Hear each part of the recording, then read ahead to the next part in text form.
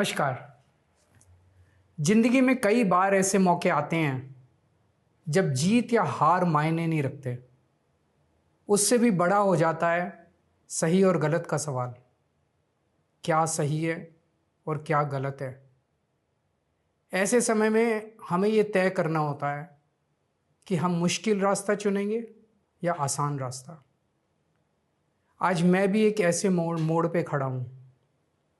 आप सब जानते हैं कि मुझे एक झूठे केस में फंसाया गया, मुझे जेल भेज दिया गया, एक चुनी हुई सरकार को गलत तरीके से गिरा दिया गया, हमें कई महीने जेल में रखा, पर आखिरकार सच की जीत हुई। 27 फरवरी को अदालत ने मुझे पूरी तरह निर्दोष घोषित कर दिया। कोर्ट ने कहा केजरीवाल निर्दोष है, केजरीवाल ने कोई भ्रष्टाचार नहीं किया। कोर्ट ने सीबीआई की जांच पे ही सवाल खड़े कर दिए और जांच अधिकारी के खिलाफ एक्शन लेने के आदेश दे दिए।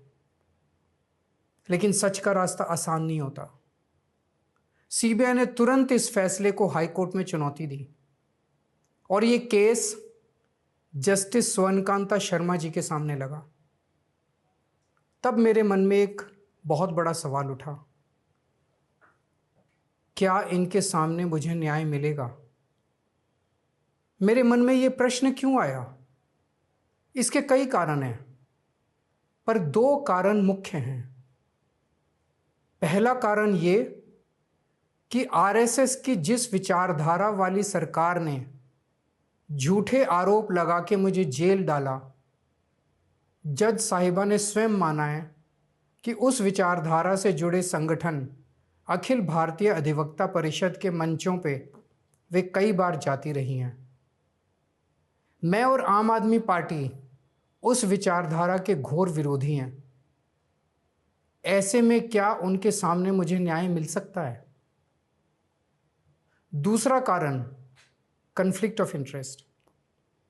कोर्ट में मेरे विपक्ष में केंद्र सरकार की सीबीआई है और जस्टिस स्वर्णकांता जी के दोनों बच्चे केंद्र सरकार में काम करते हैं। उनके दोनों बच्चे केंद्र सरकार के वकीलों के पैनल में हैं। हमारे सामने कोर्ट में दूसरी ओर से वकील हैं सॉलिसिटर जनरल श्री तुषार मेहता जी। तुषार मेहता जी दोनों बच्चों को केस देते हैं। उन्हें कितने केस मिलेंगे, कौन से केस मिलेंगे, ये तुषार मेहता जी तय करते हैं। भारत सरकार के पैनल में लगभग 700 के करीब वकील हैं, लेकिन जस्टिस स्वर्णकांता जी के बेटे सबसे ज्यादा केस पाने वाले वकीलों में से एक हैं। उनके बेटे को 2023 से 2025 के बीच लगभग 5,904 केस डॉकेट मिले। इससे उनके बेटे को करोड़ों रुपए की फीस मिली। आज की तारीख में उन बच्चों का भविष्य और कमाई दोनों काफी हद तक तुषार मेहता जी पर निर्भर है।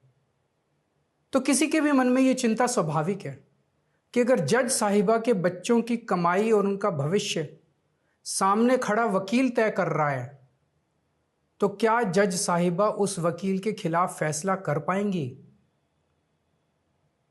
मैं ये स्पष्ट करना चाहता हूं कि मुझे जुडिशरी पे पूरा भरोसा है।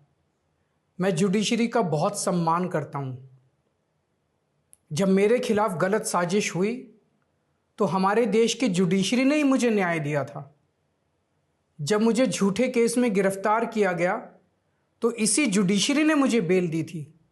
इसी जुडिशरी ने मुझे उसी झूठे केस में दोष मुक्त करार किया है।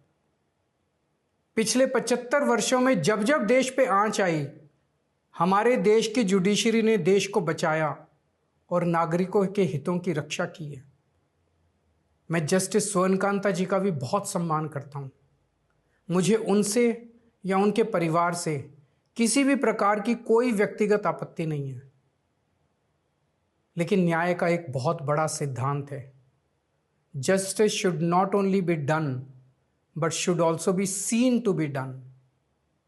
इसलिए मैंने जस्टिस स्वर्णकांता शर्मा जी से पूरे सम्मान के साथ अनुरोध किया कि वो इस कन्फ्लिक्ट ऑफ इंटरेस्ट जैसे कारणों की वजह से इस केस से खुद को अलग कर लें, लेकिन उन्होंने मेरी दलीलें खारिज कर दी और फैसला दिया कि वो स्वयं ही ये केस सुनेंगी। आज मेरे सामने सबसे आसान रास्ता है कि मैं उनका आदेश मान लूं और एक बड़ा वकील खड़ा करके उनके सामने अपना केस लड़ूं। पर यह मुद्दा अब सिर्फ मेरे केस का नहीं है, बल्कि आम लोगों के न्याय प्रणाली पर भरोसे का है। ऐसी दुविधा के मौके पे बापू ने हमें सत्याग्रह का रास्ता दिखाया। बापू ने कहा था कि जब भी किसी अन्याय का सामना करो तो उसका पहला कदम विरोध नहीं बल्कि बातचीत होना चाहिए। अपनी बात अन्याय करने वाले के सामने पूरी विनम्रता के साथ रखनी चाहिए और उसे सुधारने का पूरा मौका देना चाहिए। सारी कोशिशों के बाद भी अगर न्याय ना मिले तो अंतरात्मा की आवाज़ सुनो।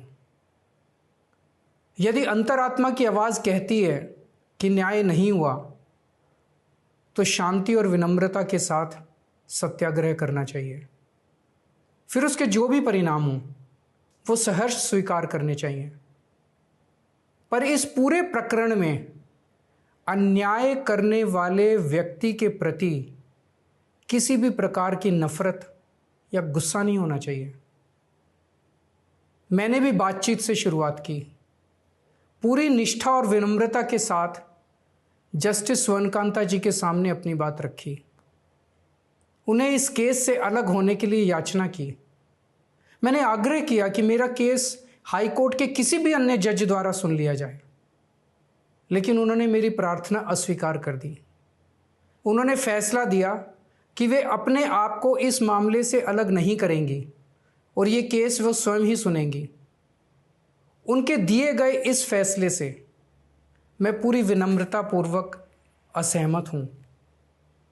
इस पूरे घटनाक्रम के बाद मेरी आशंका और गहरी हो गई है कि क्या उनके सामने मुझे न्याय मिलेगा।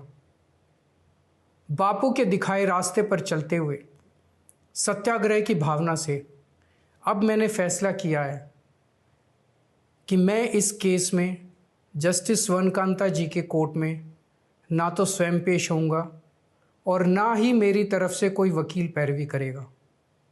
जस्टिस स्वर्णकांता जी जो भी फैसला सुनाएंगे उस पर समय आने पर मेरे जो भी कानूनी अधिकार हैं, जैसे सुप्रीम कोर्ट में चुनौती देना आदि, वो सभी कदम लेने के लिए मैं स्वतंत्र हूँ। ये बात आज मैंने एक पत्र लिखकर जस्टिस स्वर्णकांता जी को भी सूचित कर दिया है। मेरा जस्टिस स्वर्णकांता जी से किसी प्रकार का व्यक्तिगत विरोध नहीं है। यदि भविष्य में भी कभी उनके सामने मेरा कोई अन्य केस लगता है जिसमें मेरे विरोध में बीजेपी, केंद्र सरकार या तुषार मेहता जी नहीं हैं, तो मैं उनके समक्ष जरूर पेश होऊंगा। आप पूछ सकते हैं कि यदि मैं जस्टिस स्वर्णकांता जी के रिक्यूजल ऑर्डर से असहमत हूं तो उसके खिलाफ सुप्रीम कोर्ट क्यों नहीं जा रहा? उसकी तैयारी कर रहा हूं। ये पूरा मामला बहुत नाजुक और संवेदनशील है। कानून को ध्यान में रखते हुए, जुडिशरी के सम्मान को ध्यान में रखते हुए और लोगों के न्याय व्यवस्था पर भरोसे को ध्यान में रखते हुए एक एक कदम उठाना है। मैं ये कदम अहंकार या किसी विद्रोह या विरोध की भावना से नहीं उठा रहा। इस कदम के जरिए मेरा मकसद देश की कानून प्रणाली को चुनौती देना भी नहीं है और ना ही मेरा मकसद न्याय व्यवस्था का अपमान करना है। इसी केस में मैंने हर स्टेज पे, हर अदालत में अपना पूरा सहयोग दिया है। मैं न्यायपालिका का बहुत सम्मान करता हूँ। इसी न्यायपालिका की वजह से आज मैं आज़ाद घूम रहा हूँ। मेरा सिर्फ और सिर्फ इससे एक ही मकसद है, देश की न्याय व्यवस्था पर लोगों के भरोसे को और मजबूत करना, लोगों में ये अटूट विश्वास भरना कि ज़रूरत पड़ने पर हमारे देश की न्याय व्यवस्था से उन्हें न्याय ज़रूर मिलेगा। जय हिंद।